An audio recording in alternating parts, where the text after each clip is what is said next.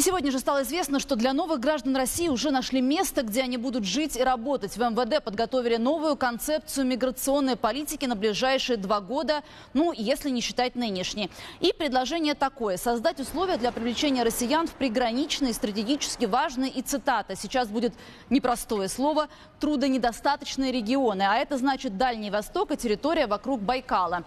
Дальше в документе, который цитирует «Коммерсант», уже идет речь о мигрантах из других стран. Тут стоит отметить, что в своеобразном тендере на управление потоками мигрантов участвует еще одна организация, а именно Федеральное агентство по делам национальностей.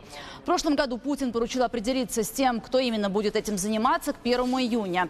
Сейчас уже 30-е, при этом другую концепцию демографического развития Дальнего Востока до 2025 года правительство уже утвердило.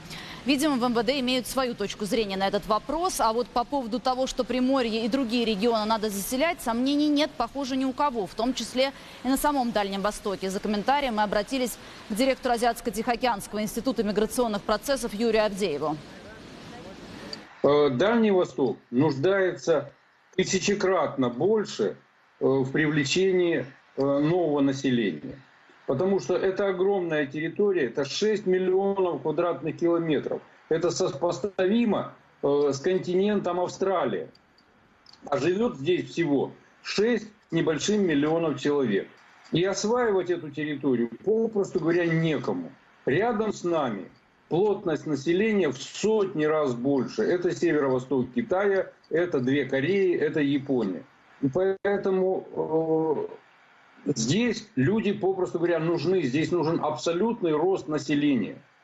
И это можно обеспечить только за счет миграции. Дальний Восток за последние 25 лет потерял почти 2 миллиона человек. Это огромная потеря. Это 5-я часть всего населения Дальнего Востока.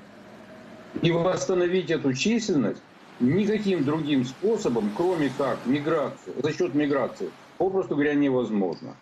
И поэтому вот сегодня приняты законы о свободном порте, о территориях опережающего развития. Даже дальневосточный гектар эту проблему не решает. Необходимо сегодня для Дальнего Востока разработать и внедрить еще один закон об особом миграционном режиме. Однако, по словам Юрия Авдеева, МВД эту проблему решать не будет. У полиции силовые функции. Вопросы переселения мигрантов необходимо передать в руки гражданского ведомства. Для справки Федеральную миграционную службу расформировали в прошлом году. Ее функции передали как раз в МВД. Ну и обсуждать вопросы миграции будем с человеком, которого это касается напрямую. Он в прямом эфире. Карамат Шарипов, председатель общероссийского общественного движения «Таджикские трудовые мигранты». Добрый вечер. Собственно, сразу хотелось спросить. В прошлом году у вашей организации были проблемы. Вас чуть ли не закрыли, закрыть хотели. Чем все закончилось? Добрый вечер. Ликвидация любого организации, в частности, национальной диаспоры в России, это, думаю, травмировать российское общество.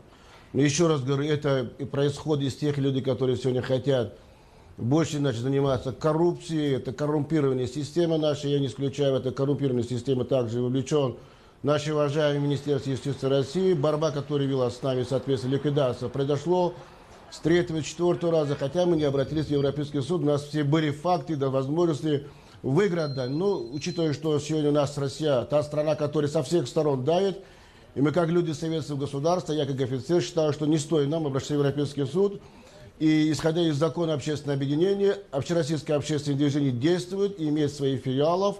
И мы накануне подготовки съезда трудовых мигрантов СНГ, именно в России нужно создать единую общероссийскую организацию трудовые мигранты СНГ, а не как Федерация мигрантов России. Это не Федерация мигрантов России, а, по-моему, это Федерация беженцев из Афганистана, Йемена и других стран. Как раз там собрался вокруг этих руководителей или создавших организаций. Карамат Бакович, давайте теперь к сути вопроса. Смотрите, мигранты, которые живут в России, поедут ли они на Дальний Восток? Я еще раз говорю, что у нас после Великой Отечественной войны предоставлены были единственной нации евреям Еврейской автономной республики. Я думаю, исходя из 2 миллионов граждан Таджикистана и 3 миллионов Узбекистана, земли у нас много, пора уже говорить, что создавать надо подобные автономные республики, и они в составе российского нашего государства. Желающие и люди, которые любили советское государство, любят сегодня российское наше общество, хотят остаться и не летать самолетом в Таджикистан, Узбекистан, Киргизию, и налетали на Дальний Восток, приезжали в Москву, посмотрели, они уже будут полноправными гражданами, они быстрее это все примут. Я думаю, что это будет хороший шаг, если господин Путин, наш уважаемый Владимир Владимирович, примет наше предложение на съезде, об этом мы будем говорить в ближайшее время, что единственный выход спасения России в будущем – это создать подобие автономной республики или создать... Подождите, я не понимаю, где вы собираетесь создать автономную республику? Давайте к Дальнему Востоку вернемся, я немножко запуталась, простите. Именно создавать надо в тех регионах, и в частности на Дальний Восток. Востоке, да? Да, Дальний Восток Сибирь не нуждается, потому что сегодня наши граждане готовы остаться в Россию. Единственное, у нас остается возможность, каким образом собираемся их защитить. Именно правовой формы у нас сегодня отсутствует. Любые концепции миграционной политики – это обдумано отдельными личностями, значит, сохранение и обогащение своих карманов. Поэтому общественная организация национальной диаспоры всегда за то, чтобы трудовые мигранты, которые изъявили желание остаться в России, надо их поддерживать, а их миллионы. Вот смотрите, вообще, чем по большей части мигранты в России заняты, вот они же где-то работают, на Дальнем Востоке, как я знаю, больше всего нужны строители. Можно ли вот туда... Строительство, которое велось после Великой Отечественной войны, из числа концлагерях или люди, которые в пленах находились. Сегодня то, что сделано за 25 лет, надо поставить памятник каждому национальности, которые попали в трудовую миграцию. Именно благодаря ним построена прекрасная Москва, которая, посмотрите, 20 лет назад, что было именно с нашей Москва. Это город-герой и столица советского государства, сегодня наше государство российского. Они заработают во всех сферах, в частности автомобилисты. Посмотрите, какие законы предпринимаются против водителей, которые они хотят остаться в тех автобазах, таксобазах. И помимо строителей, и в научном деятельности даже наши граждане работают, в медицине в первую очередь, домохозяйки. Смотрите, сколько у нас люди, которые просто остались своих старых родителей, ушли. И за ним ухаживают женщины из Таджикистана, Узбекистана. И я думаю, что, хотя ради того, чтобы здесь они были, надо всегда как-то найти нам правовую форму. Еще у меня такой вопрос. Скажите, как вы считаете, кто все-таки должен заниматься миграционными вопросами? МВД или какое-то гражданское ведомство? Это важно. Если из опыта европейских стран Россия является как страна второе место в мире после Америки благодаря мексиканской миграции, сегодня именно надо для того, чтобы создать такую атмосферу, если МВД, так МВД, но законы должны приниматься на уровне законодательного органа, на уровне Государственной Думы. И сообщать с национальными диаспорами. Национальные диаспоры сегодня очень себя пассивно ведут в России. Надо поддержать сегодня российскую нашу государство. Потому что даже глава Путин говорит, что без трудовых мигрантов та работа, которую не хотят выполнять российские граждане, делают наши граждане из стран СНГ. СНГ это может и государство, может быть в образе как ОДКБ, Евразийского союза, но это государства, которые сегодня являются донором, поставив силу рабочих рук в российском нашем государстве. Будущее России я не представляю без трудовых мигрантов, потому что мы сегодня не хотим им дать образование, мы их держим. К большому сожалению, в России является та же страна, которая и обманывает в одно время своих трудовых мигрантов из стратегических партнеров. Я думаю, что этот вопрос надо поставить на уровень и странам, соответственно, СНГ надо создать комитет миграции, что люди могли обращаться 24 часа в сутки. Да, Карамат Бакоевич, спасибо, очень много информации. Я, если честно, немного растерялась. Спасибо большое. Председатель общественного движения «Таджикские трудовые мигранты» был на прямой связи. Госдума, кажется, выбрала текст присяги для иностранцев, которые решили стать россиянами. Итак, по крайней мере, специальная рабочая группа сегодня уже одобрила вариант Павла Крашенинникова. Глава комитета по законодательству предложил понятные и простые слова, не слишком эмоциональные, не слишком канцелярские. Если коротко, то текст такой: клянусь соблюдать Конституцию, законы, права и свободы, исполнять обязанности гражданина Российской Федерации на благо государства и общества, защищать свободу и независимость страны, быть верным России, уважать культуру, историю и традиции. Интересно, что эта клятва войдет в поправки к закону о лишении гражданства за терроризм. И что реально дает такая клятва нашей стране и тем, кто ее будет произносить, спросим у первого заместителя Павла Крашенинникова в Комитете Госдумы по госстроительству и законодательству Михаила Емельянова. Итак, он у нас на прямой связи. Михаил Васильевич, добрый вечер. Но смотрите, клятва — это получается такая моральная страховка от терроризма, да? Если человек поклялся, то он уже должен чувствовать себя обязанным. Такая логика вроде. Это и моральная страховка, и эта клятва будет иметь определенные юридические последствия.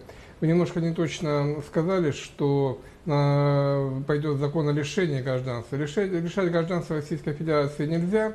Но для тех, кто вступал в гражданство, можно отменить решение о приеме в гражданство на основании нарушения процедуры. Вот клятва как раз-таки станет одним из элементов этой процедуры. Если человек совершает террористический акт и способствует его совершению, получает приговор суда за это, то, естественно, решение о приеме его в гражданство можно будет отменить. Таковы юридические последствия. Но моральные, они очевидны. Человек должен поклясться в верности новой родине, иначе зачем он принимает гражданство? Вступление в гражданство не может же быть просто способом избежать квот на трудоустройство. Поэтому оно должно влечь определенные юридические обязанности. А вот давайте ближе к тексту. Говорили, что как раз текст Крашенинникова – это компромиссный вариант между, собственно, чем и чем? Ну, не совсем компромиссный. Поступило более 100 заявок, 100 предложений с различными текстами. И текст Крашенинникова оказался наиболее, что ли, общим, обобщающим. Большинство текстов, которые представили различные субъекты, оказались очень похожи на тот текст, который предложил Павел Владимирович. Хотя окончательный текст далеко не полностью совпадает с тем, что Павел Владимирович предлагал, из других текстов тоже были взяты определенные слова, выражения. Так что это плод определенного компромисса. Достигнуть компромисса мы изначально стремились в своей работе. Все-таки мы считаем, что текст присяги должен приниматься консенсусно и не должен быть предметом политической борьбы, поэтому мы хотели бы, чтобы все фракции Государственной Думы его поддержали.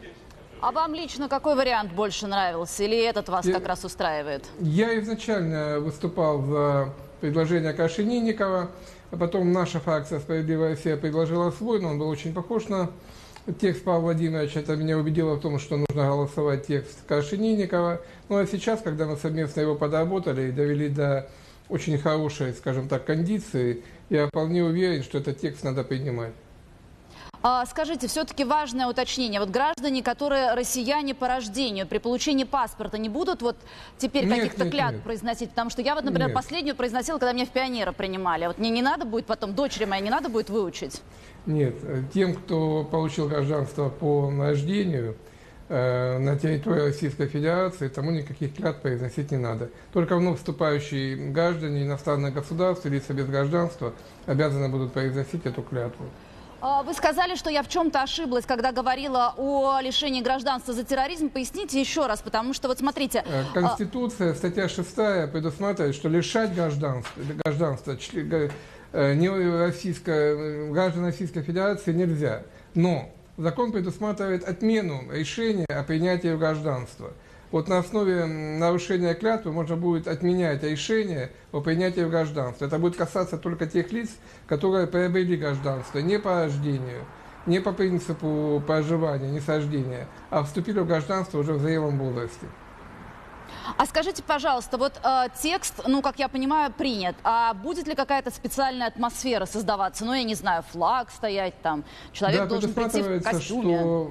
Предусматривается, что принесение присяги будет проходить в торжественной обстановке при присутствии символов Российской Федерации, то есть будет герб, гимн, флаг, все как положено. И все-таки еще хотела уточнить, вот закон о лишении гражданства, он не противоречит Конституции? Я вот сейчас задумалась. Я еще раз, который раз обращаю ваше внимание, лишать гражданства нельзя в Российской Федерации. Лишать гражданства никого не будут. Это запрещает статья 6 Конституции.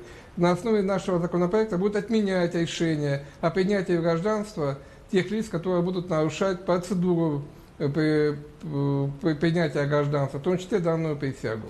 Да, все, спасибо, я все поняла. Спасибо, Михаил Васильевич. Мы обсуждали клятву для новых россиян с заместителем председателя Комитета Госдумы по государственному строительству и законодательству Михаилом Емельяновым.